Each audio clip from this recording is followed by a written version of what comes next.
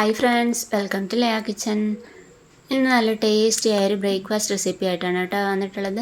വളരെ എളുപ്പത്തിൽ തന്നെ തയ്യാറാക്കാൻ പറ്റുന്ന നല്ലൊരു റെസിപ്പിയാണ് ഇത്. അപ്പോൾ നമുക്ക് പെട്ടെന്ന് തന്നെ വീഡിയോയിലേക്ക് പോയാലോ. അതിനു മുമ്പ് നമ്മളെ വീഡിയോ ആദ്യമായിട്ടാണ് കാണുന്നതെങ്കിൽ ഒന്ന് സപ്പോർട്ട് ചെയ്യാൻ മറക്കല്ല കേട്ടോ. വീഡിയോ ഇഷ്ടപ്പെട്ടെങ്കിൽ ലൈക്കും ഷെയറും ചെയ്യണേ. എന്നാൽ പിന്നെ നമുക്ക് വേഗം തന്നെ വീഡിയോയിലേക്ക് പോകാവേ. ഞാൻ എന്തോ ഒരു ബൗൾ എടുത്തിട്ടുണ്ട്. അതിലേക്ക് 250 ml ഒരു കപ്പിൽ നമ്മൾ റവ എടുത്തിട്ടുണ്ട്. അപ്പോൾ ഇതിപ്പോൾ വറക്കാത്ത റവയാണ് കേട്ടോ, വറുത്തതായാലും കുഴപ്പമൊന്നുമില്ല. അപ്പോൾ 250 ml ഒരു കപ്പിലാണ് എടുത്തിട്ടുള്ളത്. അതേ കപ്പിൽ തന്നെ ഞാൻ ഒരു കപ്പ് നല്ല തിളച്ച വെള്ളം ഒഴിച്ചു കൊടുക്കുന്നുണ്ട്. പിന്നെ ഒരു അരക്കപ്പും കൂടി, അങ്ങനെ മൊത്തത്തിൽ ഒരു 1.5 കപ്പ് വെള്ളം, ഒരു കപ്പ് റവക്ക് 1.5 കപ്പ് തിളച്ച വെള്ളം ഞാൻ ചേർത്ത് കൊടുത്തിട്ടുണ്ട്. പിന്നെ നമുക്കിനി ഒരു 15-20 മിനിറ്റ് നമുക്ക് റെസ്റ്റ് ചെയ്യാൻ വെക്കാം. നല്ല പോലെ ഒന്ന് കുതിർന്ന് വരട്ടെ. ഇപ്പോൾ അതൊരു 20 മിനിറ്റ് ആയിട്ടുണ്ട്. നല്ല പോലെ ഒന്ന് കുതിർന്ന് വന്നിട്ടുണ്ട്. ചൂടൊക്കെ കുറച്ച് ആറിയിട്ടുണ്ട്. ഇനി ഇതിലേക്ക് നമുക്ക് എന്താ ചേർക്കേണ്ടതെന്ന് വെച്ചാൽ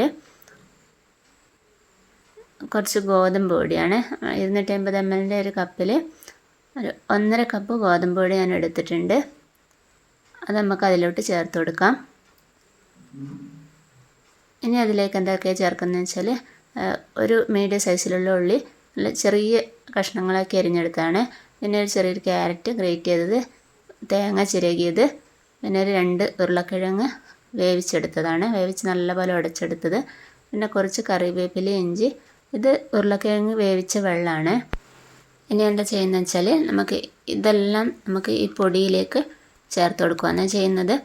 അപ്പോൾ നമുക്ക് രാവിലെ പെട്ടെന്ന് തന്നെ ഉണ്ടാക്കാൻ വേണ്ടി രാത്രി ഇതൊക്കെ അരിഞ്ഞ് ഉരുളക്കിഴങ്ങൊക്കെ വേവിച്ചൊക്കെ വെച്ചതാണെങ്കിൽ നമുക്ക് രാവിലെ പെട്ടെന്ന് തന്നെ ഉണ്ടാക്കാൻ പറ്റുന്നതാണ് കേട്ടോ. ഒരുപാട് സമയമൊന്നും ആവശ്യമില്ല ഇതിന്. അപ്പോൾ ഞാൻ ഈ എടുത്ത് വെച്ചതിൽ ഉരുളക്കിഴങ്ങ് വേവിച്ച വെള്ളം ഞാൻ അങ്ങ് മാറ്റി വെച്ചിട്ടുണ്ട് കേട്ടോ. ബാക്കിയെല്ലാം തന്നെ ഇതിലേക്ക് ചേർത്ത് കൊടുത്തിട്ടുണ്ട്. ഉരുളക്കിഴങ്ങ് വേവിച്ച വെള്ളം നമ്മൾ അവസാനം വേണമെങ്കിൽ മാത്രം എടുത്താൽ മതി കേട്ടോ. എന്താ വെച്ചാൽ നമ്മൾ തരിയൊക്കെ കുതിർത്ത് വെച്ചതാണ്. പിന്നെ ഓൾറെഡി ഉള്ളിയിലും ക്യാരറ്റിലും ഒക്കെ കുറച്ച് വെള്ളം ഉണ്ടല്ലോ, അതൊക്കെ കുഴഞ്ഞ് വരുമ്പോൾ ചിലപ്പോൾ ഒരു പാകത്തിന് ഉണ്ടാവും. അതൊക്കെ ഇല്ല വേണമെന്നുണ്ടെങ്കിൽ മാത്രം ഉരുളക്കിഴങ്ങ് വേവിച്ച വെള്ളം ചേർത്ത് കൊടുത്താൽ മതി കേട്ടോ. ഇനി അതിലേക്ക് നമ്മൾ പാകത്തിന് ഉപ്പും കുറച്ച് മഞ്ഞൾപ്പൊടിയും മുളക് പൊടിയും കൂടി ചേർത്ത് കൊടുത്തിട്ടുണ്ട്. അതിനുശേഷം സാവധാനം ഇത് കുഴച്ചെടുക്കുകയാണ് ചെയ്യുന്നത്. കയ്യിലൊക്കെ കുറച്ച് ഒട്ടിപ്പിടിക്കാനുള്ള ചാൻസ് ഉണ്ട് കേട്ടോ. എന്ന് വെച്ചാൽ റവ നമ്മൾ കുറച്ചൊരു പറ്റുള്ള സാധനമാണല്ലോ, അത് ഒന്ന് കുതിർത്ത് വെച്ചതായതുകൊണ്ട്. അപ്പോൾ ഈ ഒരു രീതിയിൽ കൈ ഒന്ന് കുറച്ച് വെള്ളമൊക്കെ നനച്ചിട്ട് ഇതുപോലെ ഒന്ന് കുഴച്ചെടുത്താൽ മതി കേട്ടോ. അപ്പോൾ നന്നായി കുഴച്ചെടുത്തിട്ടുണ്ട്. അപ്പോൾ ഇത് ഏകദേശം ഒരു പാകത്തിനായിട്ടുണ്ട്. അതുകൊണ്ട് ഞാൻ തന്നെ ഉരുളക്കിഴങ്ങ് വേവിച്ച വെള്ളം ഞാൻ ഉപയോഗിക്കുന്നില്ല കേട്ടോ.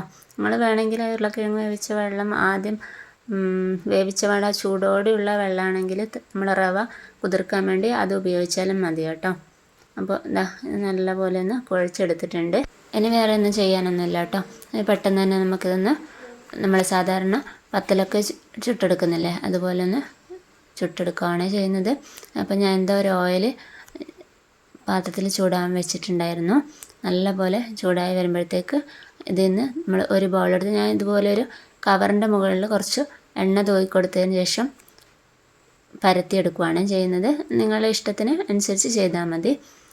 ഇപ്പോൾ കണ്ടില്ലേ, ഒരു ബൗള് ഈ ഒരു വലുപ്പത്തിലൊന്ന് ആക്കിയെടുക്കുന്നുണ്ട്.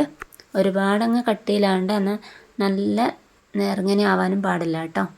ഇപ്പോൾ ഇതുപോലെ ഒന്ന് പരത്തിയെടുത്തതിന് ശേഷം നമ്മൾ എണ്ണയിലിട്ടൊന്ന് പൊരിച്ചെടുക്കുകയാണ് ചെയ്യുന്നത്. നമ്മൾ സാധാരണ പത്തൽ പൂരിയൊക്കെ ഉണ്ടാക്കുന്നില്ലേ, അതേ രീതിയിൽ തന്നെയാണ് കേട്ടോ. ഇപ്പോൾ ഈ ഒരു വലുപ്പത്തിലൊന്ന് പരത്തിയതിന് ശേഷം ഞാൻ എണ്ണയിലേക്ക് ഇട്ട് കൊടുത്തിട്ടുണ്ട്. എണ്ണയിലിട്ട പാട് നമ്മൾ കയ്യിലുകൊണ്ട് ഇളക്കാൻ പാടില്ല കേട്ടോ. ഒരു കുറച്ച് സമയം ഒന്ന് കഴിഞ്ഞതിന് ശേഷം ഇതുപോലെ ഒന്ന് മുകൾ ഭാഗം ചെറുതായൊന്ന് പ്രസ് ചെയ്ത് കൊടുക്കാം. അപ്പോഴേക്കും ഇത് നന്നായി അങ്ങ് പൊങ്ങി വരും. ഇപ്പോൾ ഇതൊക്കെ കണ്ടില്ലേ, നന്നായി പൊങ്ങി വന്നിട്ടുണ്ട്. ആ ഒരു സമയം ഒന്ന് തിരിച്ചിട്ട് കൊടുക്കാം. 2 ഭാഗവും നല്ലപോലെ മൊരിഞ്ഞതിന് ശേഷം നമുക്ക് എടുത്ത് മാറ്റാവുന്നതാണ് കേട്ടോ. ഇതുപോലെ ബാക്കിയുള്ളത് കൂടി നമുക്കൊന്ന് പൊരിച്ചെടുക്കാവുന്നതാണ്. ഇതിൻ്റെ കൂടെ കറിയൊന്നും ഇല്ലെങ്കിലും ചുമ്മാ കഴിക്കാനും നല്ലൊരു ടേസ്റ്റാണ് കേട്ടോ. അപ്പോൾ ഇന്നത്തെ ഈ വീഡിയോ എല്ലാവർക്കും ഇഷ്ടപ്പെട്ടെന്ന് കരുതുന്നു. ഇഷ്ടപ്പെട്ടെങ്കിൽ ലൈക്കും ഷെയറും സബ്സ്ക്രൈബും ചെയ്യാൻ മറക്കല്ലേ. ഇനിയൊരു പുതിയൊരു വീഡിയോയിൽ കാണുന്നത് വരെ എല്ലാവർക്കും താങ്ക് യു.